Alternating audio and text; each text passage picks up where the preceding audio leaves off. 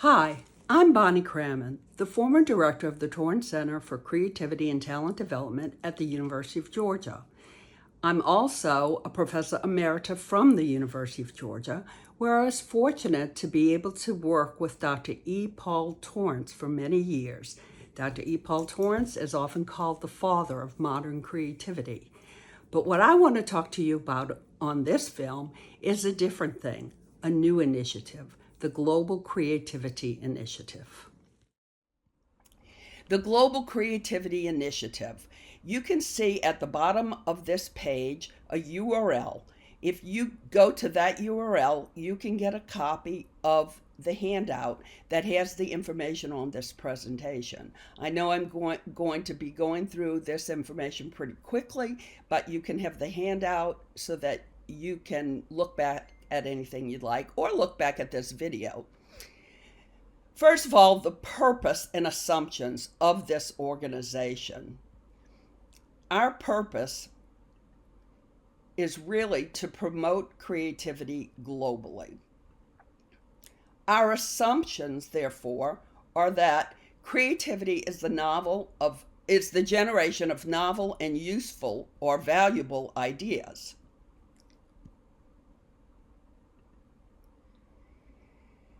We also would like to dispel the belief that creativity is just in the arts and for the eminent, because we assume that creativity can be expressed in any field of human endeavor.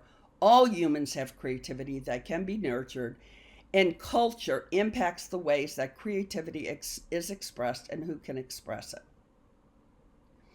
Maslow really explained his epiphany that led to his understanding of this concept in the quote that I have here from his book, Toward a Psychology of Being from 1962.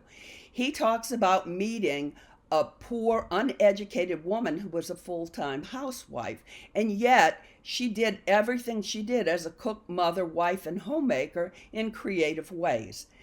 If you look at the last sentence, I think that sums up the idea. He said, I learned from her that a first-rate soup is more creative than a second-rate painting, and that generally cooking or parenthood or making a home could be creative while poetry need not be.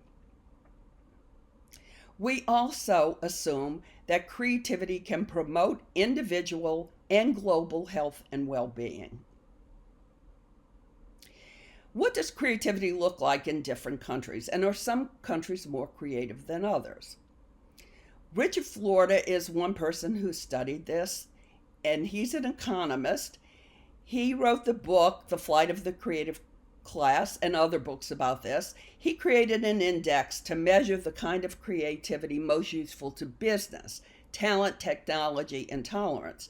Accordingly, he found Sweden to be the #1 spot in Europe and the world. He predicted that Sweden and other Nordic countries would win the competition for the creative class. Of course, that's just one type of measure, economic. According to Professor Florida, the top 10 countries for creativity are Sweden, Japan, Finland, the United States, Switzerland, Denmark, Iceland, the Netherlands, Norway, and Germany. But economics are not the only indicator of creative expression. Some other known indicators might include patents. This is a graph of the international patents applied for in 2022. You can see here China and the United States lead.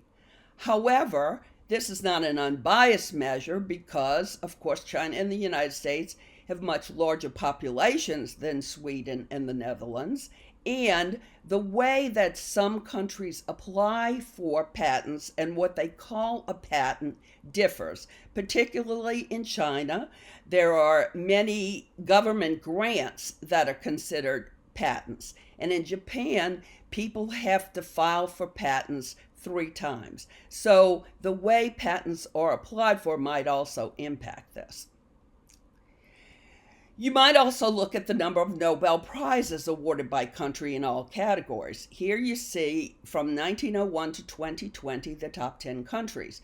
The United States is #1, the United Kingdom #2, followed closely by Germany. Again, This is biased by the number of people and what Nobel Prizes are given for. For example, there are no Nobel Prizes for mathematics, the visual arts, or music composition.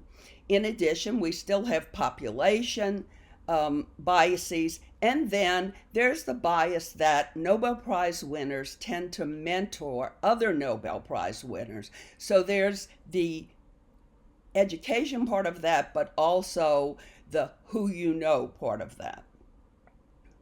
Other indicators of creative energy include creative enclaves or constellations. Some of these include the Greek mathematicians, Florence at the beginning of the 15th century, Paris in the mid to late 18th century, the Royal Society in the United Kingdom, the Tang Dynasty, 7th century in China, Vienna at the end of the 19th century, and the Harlem Renaissance in New York. Some of this work was done by a graduate student at the University of Georgia named Greg Clinton.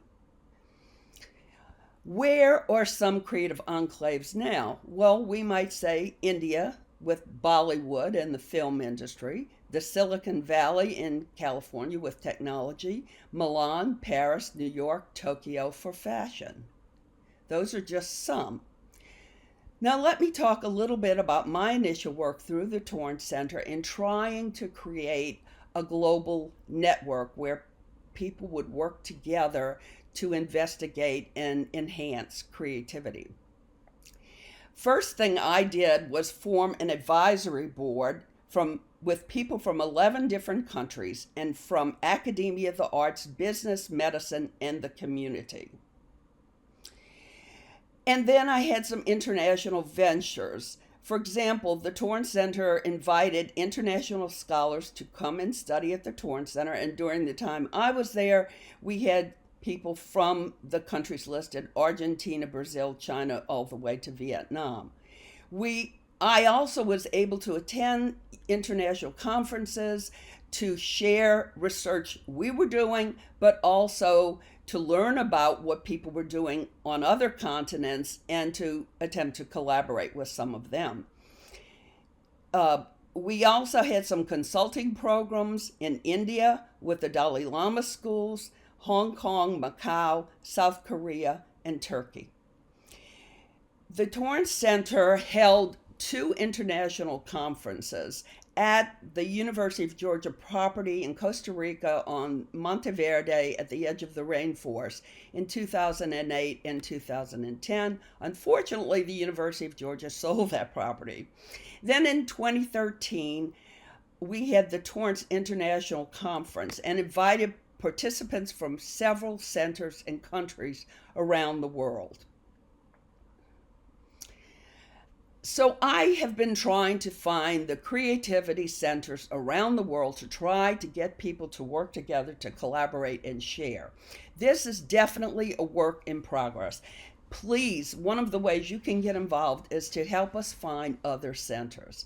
My criteria for centers were those that research and foster creativity through applied research.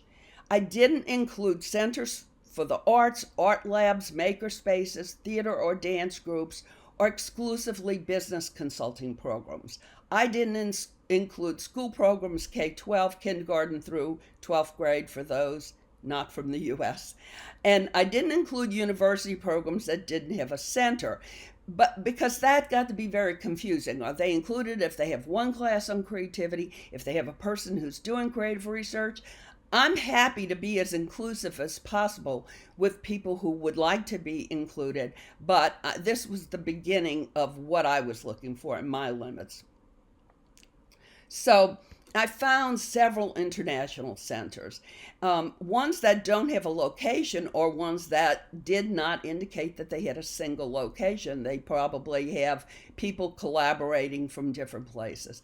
But places like the Center for Creative Leadership have an office in North Carolina, as well as Colorado, San Diego, Brussels, Moscow, Russia, Dubai, and Ethiopia. Also, the Centers for Research on Creativity are in Los Angeles and in London. Now, I want to skip past that. Excuse me.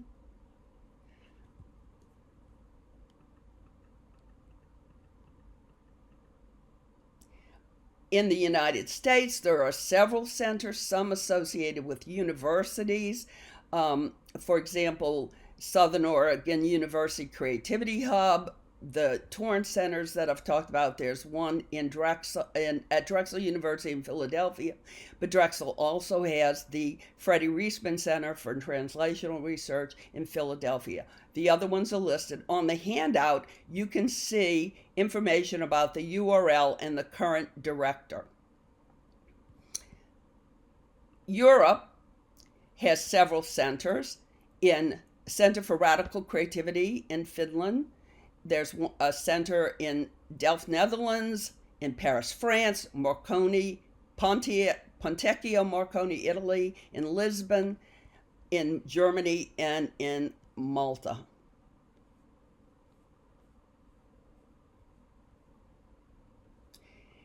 Asia, I'm sure there are other centers, but I was able to find one in Istanbul, Turkey, the Idea Marathon in Tokyo, and then one in Bahrain, the Department of Gifted and Medical Studies.